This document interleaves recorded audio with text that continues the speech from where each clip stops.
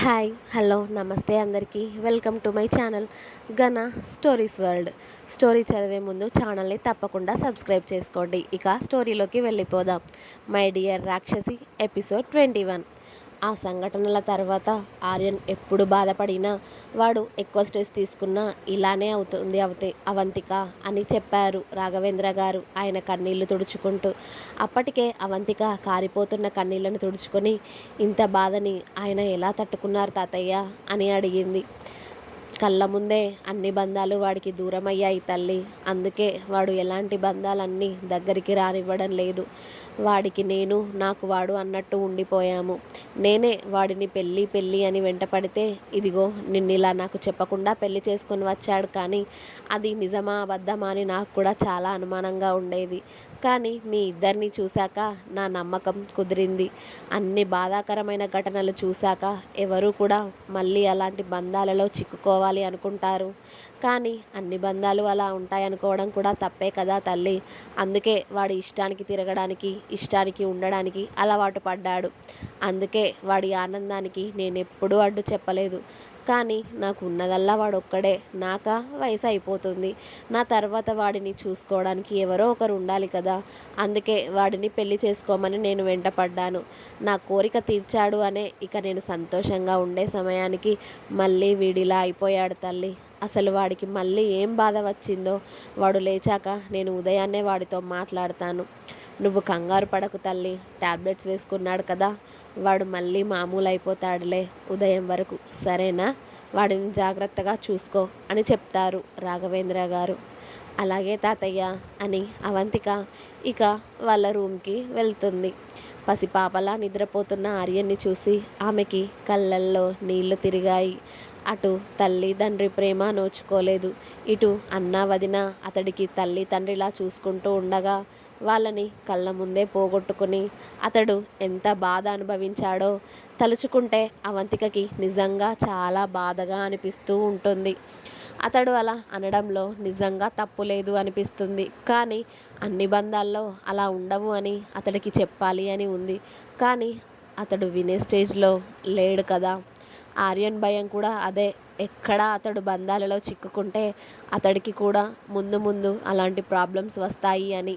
అవంతికని వదిలేస్తాను అన్నాడు తప్పితే అవంతికని అతడికి ప్రాణం రావడం లేదు. ఎందుకంటే అతడు ప్రాణం కన్నా ఎక్కువగా ప్రేమించేస్తున్నాడు అవంతికని. ఆ విషయం అతడు మనసు ఒప్పుకున్నా మైండ్ ఒప్పుకోవడం లేదు.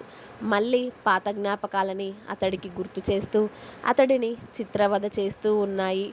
మళ్ళీ నీ లైఫ్ కూడా మీ అమ్మ నాన్నల అన్నా వదినలాగానే అయిపోతుంది నువ్వు ఈ పిల్లలు బంధాలలో ఇరుక్కుంటే అని. లేదు, నా అవంతిక ఎప్పుడు అలా చేయదు. అవంతిక నాది, ఎప్పటికీ నాదే అని అతడికి అతడు చెప్పుకుంటున్నా కూడా అతడి మైండ్ అతడికి ఎదురు తిరుగుతూ అతడి మనసుతో ఓ యుద్ధమే చేస్తూ, మనసుకి మెదడుకి జరిగే యుద్ధంలో అతడు చాలా స్ట్రెస్ తీసుకొని అలా అయిపోయాడు. ఆ బాధలో కూడా అతడికి పాత జ్ఞాపకాలన్నీ గుర్తొస్తూ ఈ బంధాలు నాకు వద్దు, అవంతిక నాకు వద్దు అని అతడి మైండ్ చెప్తూ ఉంటే మనసు మాత్రం నా అవంతిక నాకు కావాలి అని చెప్తూ ఉంటుంది. ఎటూ తేల్చుకోలేకపోతున్నాడు ఆర్యన్. తను నా భార్య కాబట్టి ఎప్పుడూ నాతోనే ఉంటుంది అనుకుంటాడు ఆర్యన్.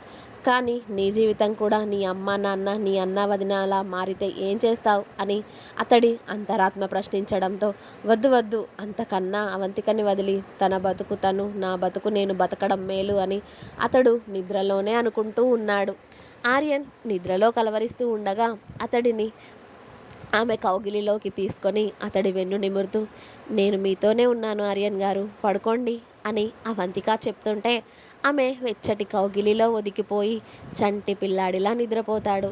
ఇక ఆర్యన్ సేమ్ ఒక చంటి పిల్లాడిలానే అనిపిస్తాడు అవంతికకి. ఆర్యన్ ఆ టైంలో ఇంత బాధ మీలోనే అణిచివేసుకొని మీరు అంటుంది తప్పు కాదు, కానీ మన లైఫ్లోకి మన పిల్లలు వస్తే ఇంకా కలర్ఫుల్గా మారుతుంది ఆర్యన్ గారు. మీకు మీ అన్నయ్య పాప మీ నుండి దూరమైన ప్రేమ మన పిల్లల్లో నిజంగా దొరుకుతుంది.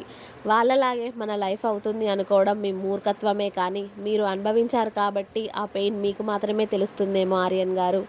నేను ఏది చెప్పినా మీకు ఇప్పుడు నచ్చకపోవచ్చు, కానీ మీరు ఆలోచిస్తుంది మాత్రం కాస్త తప్పుగానే అనిపిస్తుంది నాకు అని తెల్లవార్లు ఆర్యన్ని చూసుకుంటూనే ఉండిపోతుంది అవంతిక, ఆమె నిద్రపోకుండా. ఉదయాన్నే లేచిన ఆర్యన్ ఆమె అవంతిక కౌగిలిలో ఉండడం చూసి, ఓయ్, ఇబ్బంది పెట్టానా నిన్ను నిద్రపోకుండా? అలానే ఉన్నావా రాత్రంతా అని అడిగాడు అవంతిక బుగ్గ మీద చెయ్యి వేసి.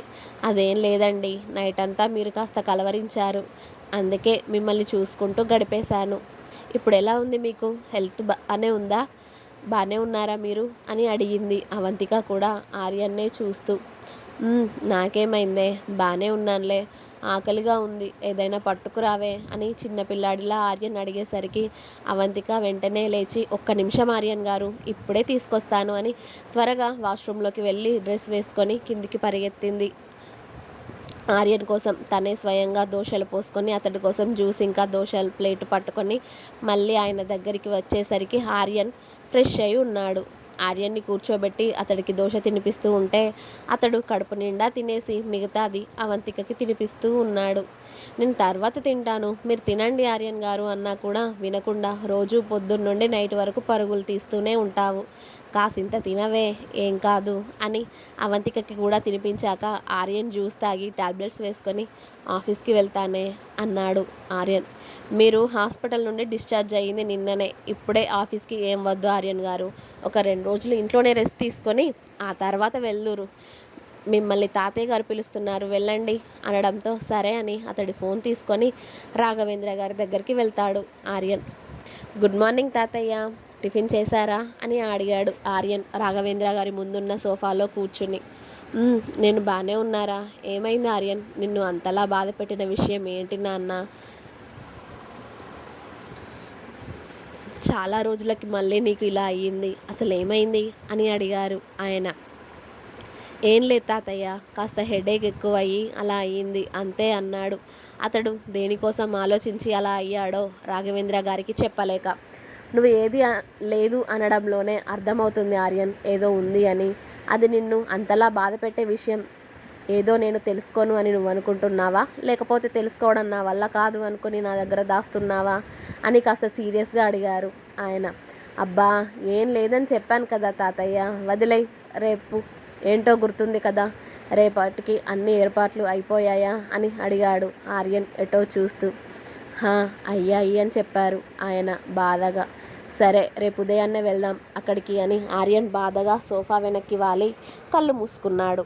ఇక రాఘవేంద్ర గారు కూడా కాస్త బాధగా వెళ్ళి రెస్ట్ తీసుకో ఆర్యన్ అని చెప్పి రాఘవేంద్ర గారు కూడా ఆయన రూమ్కి వెళ్ళిపోయాక ఆర్యన్ మళ్ళీ వాళ్ళ రూమ్లోకి వెళ్ళి ల్యాప్టాప్ అందుకొని బెడ్పై కూర్చుంటాడు.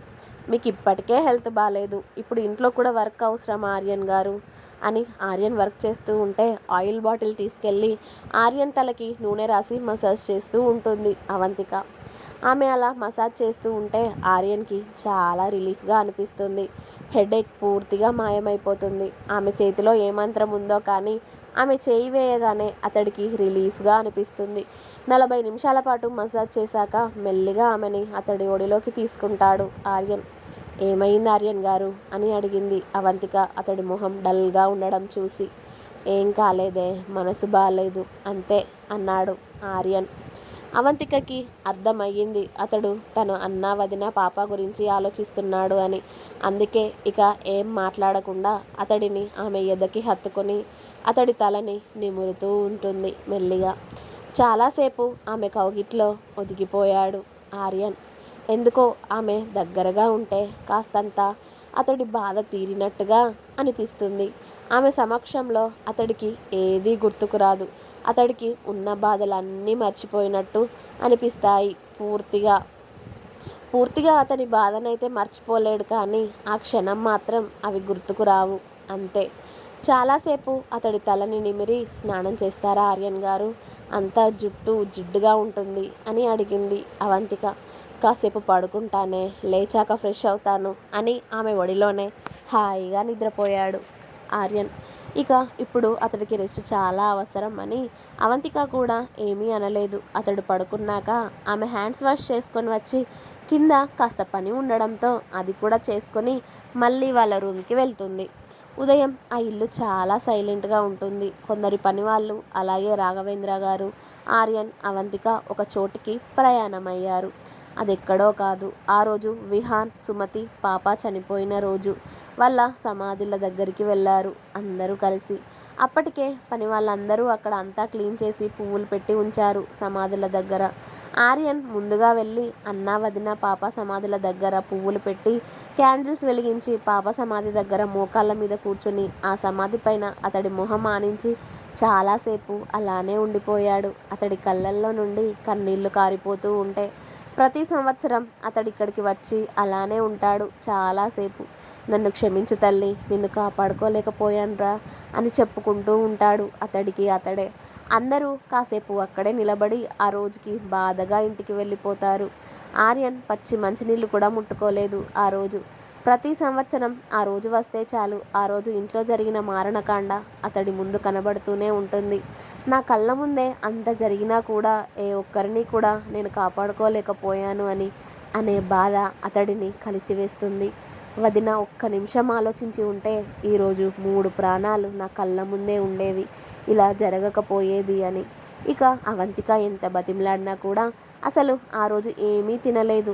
ఆఖరికి బలవంతంగా అతడికి ఒక గ్లాస్ జ్యూస్ తాగించి అతడు వేసుకోవాల్సిన టాబ్లెట్స్ వేశాక ఇక ఆ మత్తుకి పడుకుండిపోయాడు ఆర్యన్.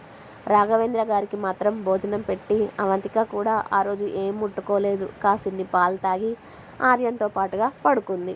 ఇక మరుసటి రోజు ఉదయాన్నే లేచిన ఆర్యన్ యథావిధిగా ఆఫీస్కి రెడీ అవుతూ ఉంటే అవంతిక టిఫిన్ వడ్డించింది అతడికి. ఆర్యన్ టిఫిన్ చేస్తూ ఉంటే అతడికి లండన్ నుండి ఫోన్ కాల్ రావడంతో లిఫ్ట్ చేసి హలో హృదయ్ అన్నాడు. హా ఆర్యన్, కృతికి ఇక క్యూర్ అయిపోయినట్టేరా, తన ట్రీట్మెంట్ ఆల్మోస్ట్ కంప్లీట్ అయ్యింది, ఇక ఇంటికి తీసుకెళ్ళొచ్చు అని డాక్టర్స్ చెప్పారా, నువ్వు ఎప్పుడు వస్తావు లండన్ అని ఫోన్ చేశాడు హృదయ్. ఇంకా ఉంది, నెక్స్ట్ ఎపిసోడ్ రేపు వస్తుంది, వెయిట్ చేయండి. అలాగే నా స్టోరీ కనుక మీకు నచ్చినట్టయితే లైక్ చేయండి, షేర్ చేయండి, కామెంట్ చేయండి, సబ్స్క్రైబ్ చేసుకోవడం మాత్రం అస్సలు మర్చిపోవద్దు. Please subscribe my channel Gana stories world. Thank you. Bye bye.